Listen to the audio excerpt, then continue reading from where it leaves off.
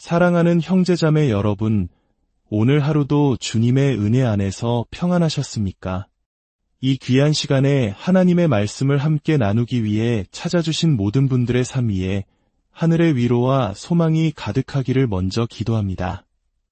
잠시 이 말씀을 듣기 시작하시기 전에 구독과 좋아요를 눌러주시면 이 생명의 메시지가 더 많은 지친 영혼들에게 전달되는 귀한 사역에 동참하시게 됩니다. 여러분의 작은 손길 하나하나가 누군가에게는 절실한 희망의 빛이 될 수 있습니다. 이 채널을 통해 주님의 사랑을 나누는 모든 분들의 가정과 일터 위에 하나님의 크신 축복이 함께하기를 소망합니다.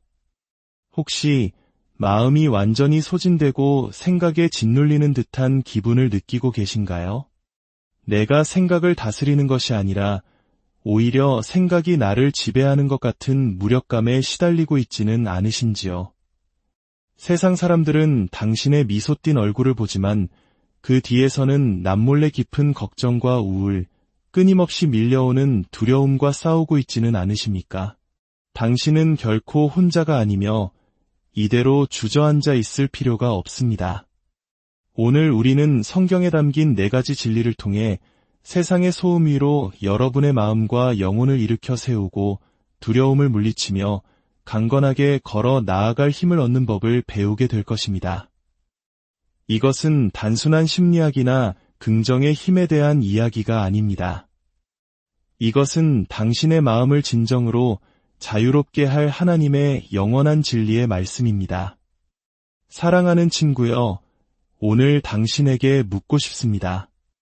인생의 거센 폭풍이 몰아칠 때, 세상이 온통 무너져 내리는 것 같을 때, 당신의 마음은 어디로 향합니까? 칠흑 같은 어둠 속에 홀로 남겨졌을 때, 불안이 스멀스멀 기어오르고, 두려움이 한밤중에 당신의 마음 문을 두드릴 때, 당신은 무엇을 붙잡으십니까? 혹시 텔레비전 리모컨을 찾아 헤매거나, 끝없는 소셜미디어의 스크롤 속에서 잠시나마 평안을 구하고 있지는 않으신지요? 아니면 단 한 번도 변한 적 없고 실패한 적 없으며 그 능력을 잃어버린 적 없는 유일한 것, 바로 전능하신 하나님의 말씀을 붙잡으십니까? 우리의 마음은 단순히 머릿속에 있는 공간이 아닙니다. 그곳은 우리 영혼의 통제센터입니다. 우리의 원수, 사탄은 만약 당신의 생각을 사로잡을 수만 있다면 당신의 인생 전체를 통제할 수 있다는 것을 너무나도 잘 알고 있습니다. 그렇기 때문에 당신의 마음을 지키기 위한 싸움은 단순한 심리전이 아니라 치열한 영적 전쟁인 것입니다. 그리고 하나님의 말씀이야말로 이 전쟁에서 승리하기 위해 당신이 반드시 휘둘러야 할 강력한 무기입니다. 로마서 12장 2절은 이렇게 말씀합니다. 오직 마음을 새롭게 함으로 변화를 받으라. 감정을 새롭게 하거나 은행 잔고를 채움으로써가 아니라 오직 당신의 마음을 새롭게 함으로써 변화를 받으라고 말입니다. 그렇다면 어떻게 마음을 새롭게 할 수 있을까요? 매일, 꾸준히, 그리고 의도적으로 성경의 진리로 마음을 씻어내는 것입니다. 성경은 책장에 고이 모셔두고 감상하는 책이 아닙니다. 그것은 전쟁터에서 사용해야 할 날카로운 검입니다. 히브리서 4장 12절은 말씀합니다. 하나님의 말씀은 살아있고 활력이 있어 좌우의 날선 어떤 검보다도 예리하여 혼과 영과 및 관절과 골수를 찔러 쪼개기까지 하며 또 마음의 생각과 뜻을 판단하나니 이것을 기억하십시오. 영적으로 영양실조에 걸린 상태에서는 결코 정신적으로 강인해질 수 없습니다.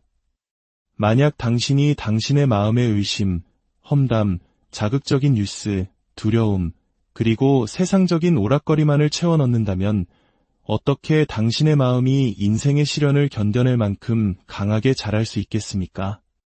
정신적 강인함은 당신이 당신의 영혼에 무엇을 먹이느냐에서부터 시작됩니다. 만일 당신이 세상이 줄 수 없는 이해를 초월하는 평안을 원한다면, 혼란 속에서 명확한 길을 찾기를 원한다면, 거친 혼돈 속에서도 고요함을 유지하고 싶다면, 한 달에 한 번, 일주일에 한 번이 아니라 매일, 단 하루도 빠짐없이 당신의 성경을 펼치십시오. 우리가 육신을 위해 매일 음식을 먹는 것처럼 당신의 마음을 위해 하나님의 말씀을 먹는 것을 거르지 마십시오. 예수님께서 광야에서 시험 받으셨을 때를 기억하십니까? 사탄은 예수님의 육신을 먼저 공격하지 않았습니다. 그의 마음을 공격했습니다. 내가 만일 하나님의 아들이어든 이라며 의심의 씨앗을 심으려 했습니다. 예수님은 어떻게 응수하셨습니까? 자신의 의견이나 논리 혹은 논쟁으로 맞서지 않으셨습니다. 오직 성경 말씀으로 대적하셨습니다. 기록되었으되라고 반복해서 선포하셨습니다. 하나님의 아들이신 예수님조차 유혹을 이기기 위해 말씀을 선포해야 하셨다면 연약한 우리에게는 그것이 얼마나 더 절실하게 필요하겠습니까?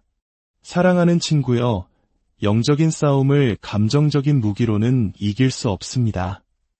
우울함이 문을 두드리고 두려움이 스며들 때 너는 부족해, 너는 할 수 없어 라는 생각이 당신을 괴롭힐 때 당신은 반드시 하나님의 진리로 맞서 싸워야 합니다. 나는 그리스도 안에서 모든 것을 할 수 있는 정복자보다 더 위대한 자다. 하나님은 나에게 두려워하는 마음을 주지 않으셨다.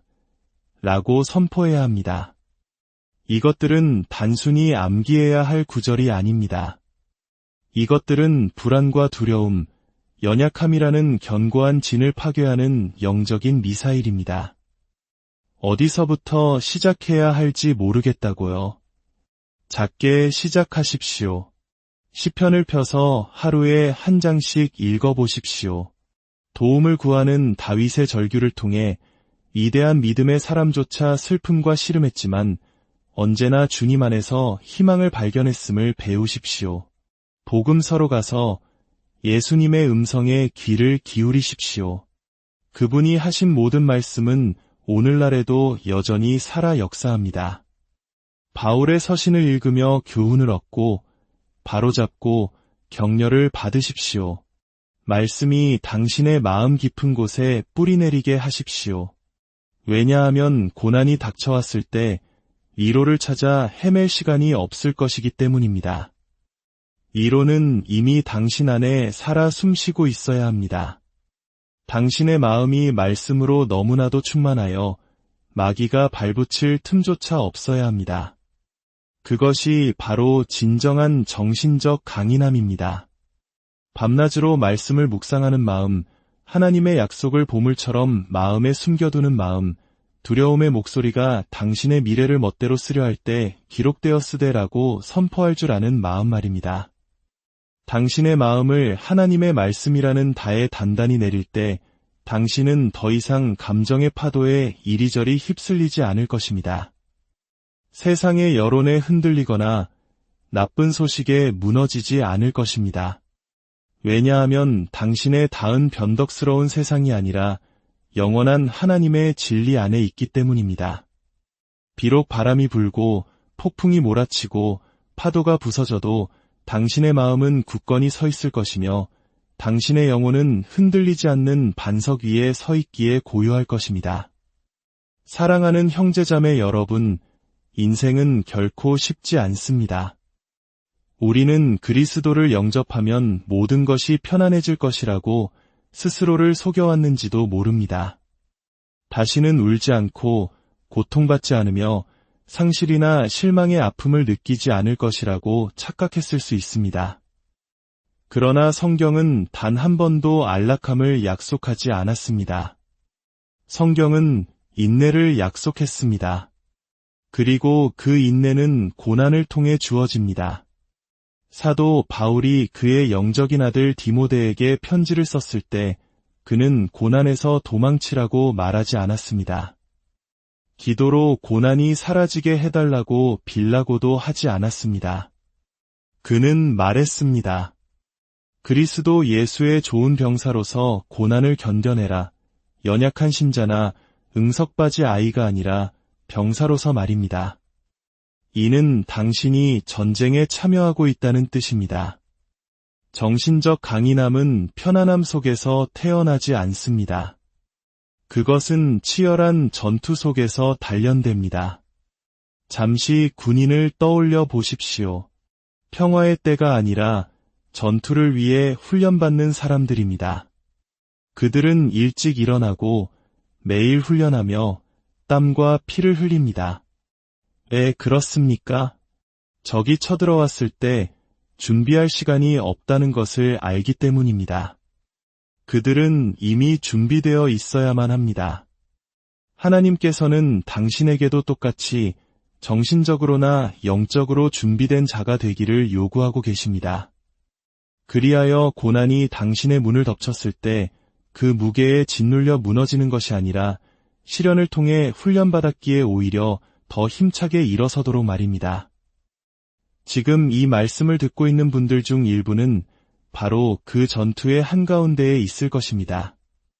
건강이 악화되고 있을 수도 있고 인간관계가 무너지고 있을 수도 있습니다. 재정은 바닥을 보이고 직장은 불안하며 마음은 겨우 버티고 있을지도 모릅니다. 그러나 제 말을 들어보십시오. 이것은 끝이 아닙니다. 이곳은 당신의 훈련장입니다. 하나님께서 당신을 부수기 위함이 아니라 인내할 수 있는 강한 병사로 세우기 위해 당신을 늘리고 빚고 정죄하고 계시는 곳입니다. 세상은 당신에게 고통을 피하라고 말합니다. 고통을 마비시키고 도망치고 다른 것으로부터 주의를 돌리라고 속삭입니다. 그러나 하나님의 말씀은 우리에게 그 고통을 통과하여 걸어가라고 말씀합니다. 예수님께서는 친히 세상에서는 너희가 환난을 당하나라고 말씀하셨습니다. 당할 수도 있다가 아니라 당할 것이다라고 분명히 말씀하셨습니다. 그러나 거기서 멈추지 않으셨습니다. 담대하라, 내가 세상을 이기었노라 라고 선포하셨습니다.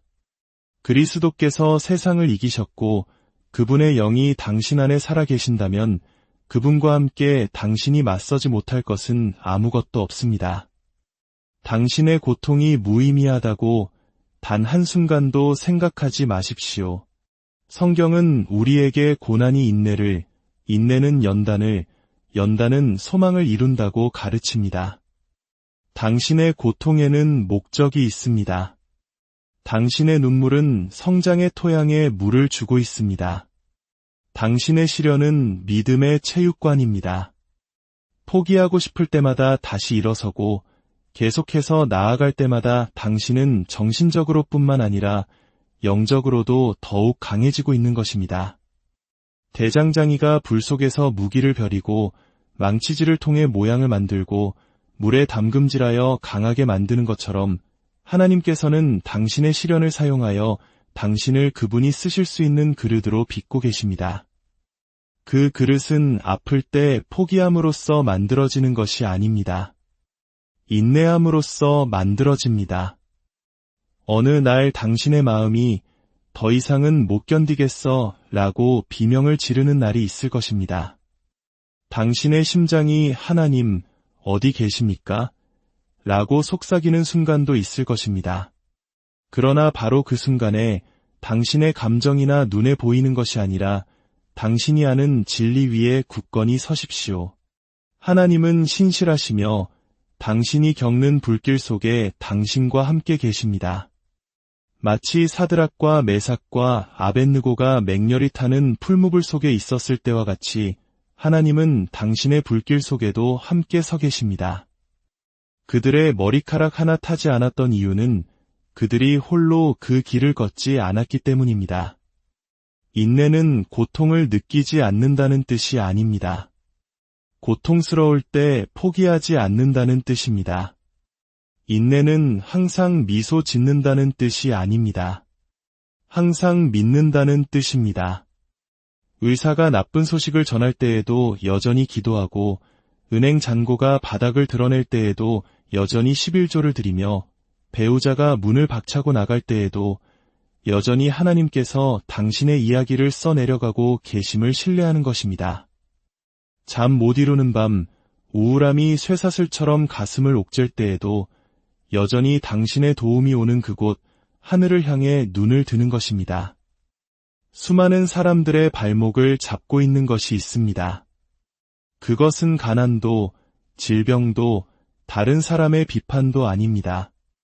수많은 마음과 생각을 속박하고 있는 것은 바로 두려움과 의심입니다. 눈에 보이지 않는 쇠사슬, 사람을 마비시킬 만큼 강하지만 너무나도 미묘해서 종종 알아차리지도 못하는 그 쇠사슬 말입니다. 당신은 철창으로 만들어진 감옥이 아니라 당신 자신의 마음속에 지어진 감옥에 갇혀 있습니다. 혹시 일어날지도 모를 일에 대한 두려움, 실패에 대한 두려움, 거절에 대한 두려움, 부족하다는 느낌에 대한 두려움에 갇혀 있습니다. 부드럽지만 진실하게 말씀드립니다. 두려움은 거짓말쟁이입니다. 의심은 도둑입니다.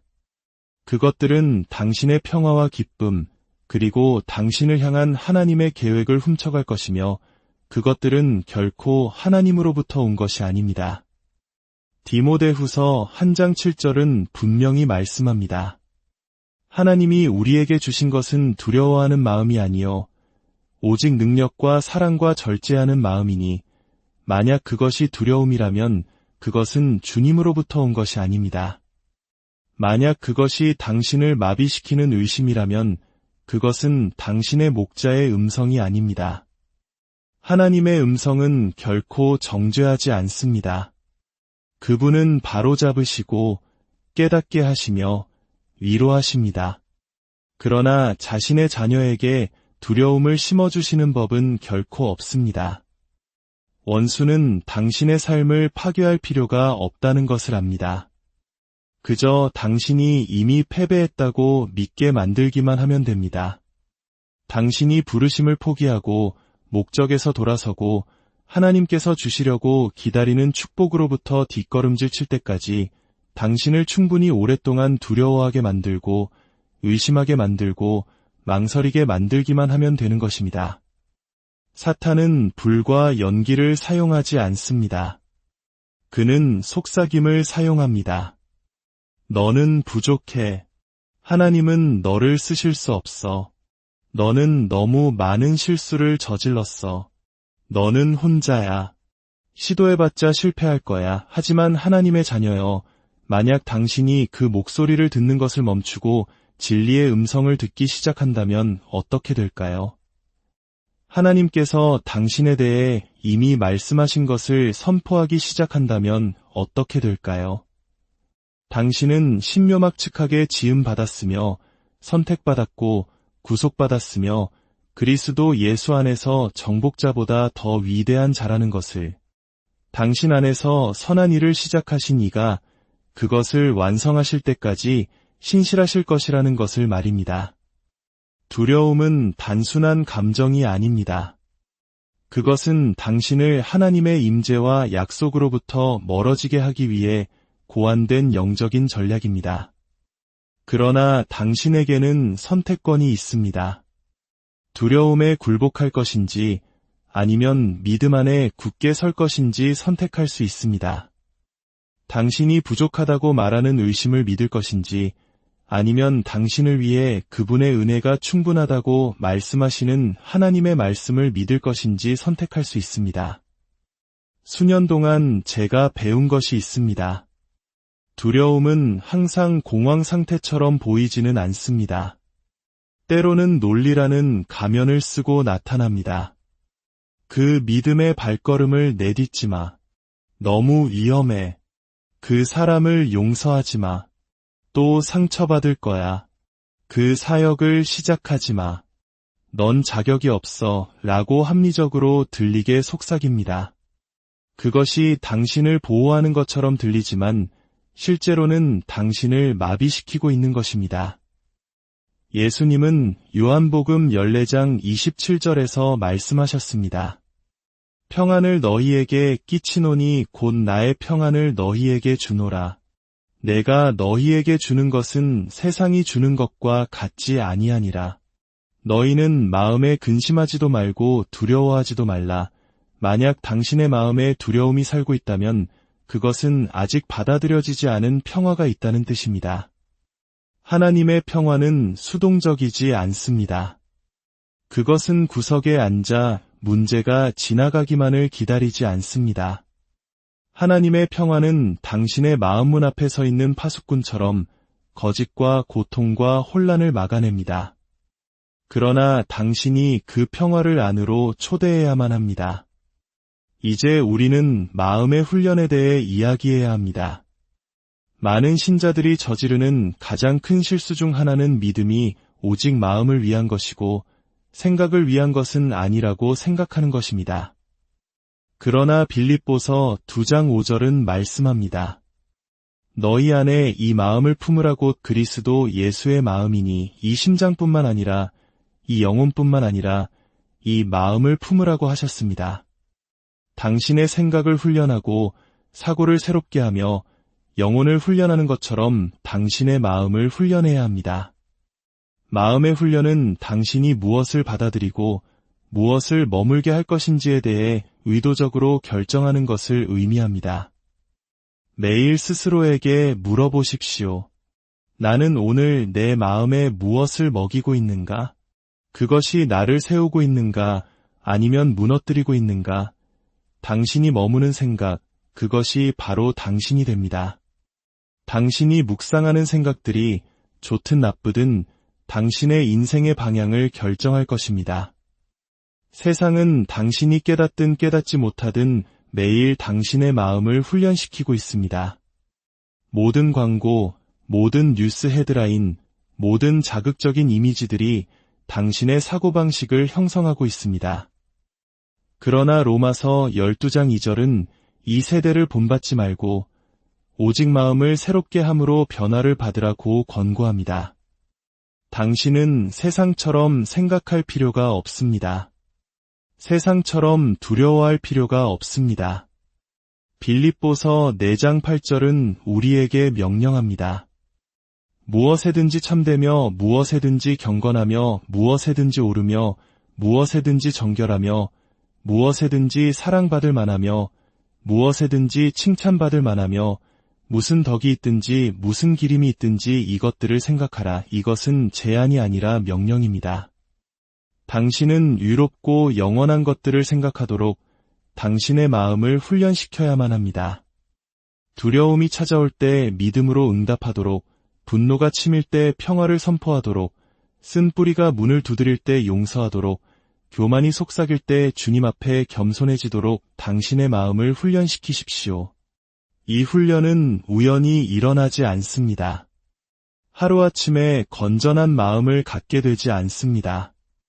매일 노력하고 매일 항복하며 당신의 마음에 속하지 않은 생각들에 대해 무자비해져야 합니다. 사랑하는 친구여, 당신은 씨름하고 있다고 해서 약한 것이 아닙니다. 수리할 수 없을 정도로 부서진 것도 아닙니다. 잊혀지거나 버려지거나 자격을 박탈당한 것도 아닙니다. 당신 안에는 당신이 상상했던 것보다 훨씬 더 큰 힘의 잠재력이 있습니다. 그것은 세상이 쫓는 교만이나 부, 외모에 기반한 힘이 아니라 항복에서 오는 힘입니다. 비밀스러운 기도처에서, 고난의 용광로에서, 조용한 마음의 훈련 속에서, 그리고 하나님께서 여전히 보좌에 앉아 계신다는 끊임없는 믿음 안에서 태어나는 힘입니다. 정신적으로 강해지고 싶으십니까?